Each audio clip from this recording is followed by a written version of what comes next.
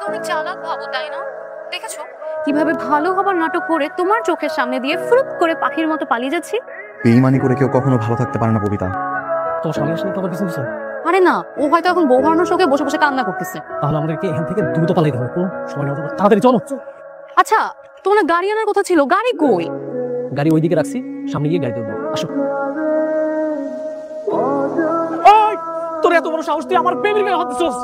আমি আজকে তোর এই লাগেজ দি মাইরা ভর্তা বানাই ফেলাম।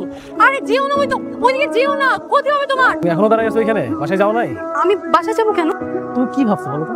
তোমার মতো একটা বিবাহিত মেয়েরে আমি বিয়ে করবো, তার সাথে সংসার করবো? তুমি এত বড় বোকা পাইছো আমারে। বেঈমান, প্রতারক। বেঈমান প্রতারক তো তুমিও। তুমি তোমার স্বামীর সাথে প্রতারণা করছো, আমি তোমার সাথে করছি। কাট টু কাট, বুঝছো? কি আমার পোলার সবকিছু চুরি করে নিয়ে তুমি পলাইছো?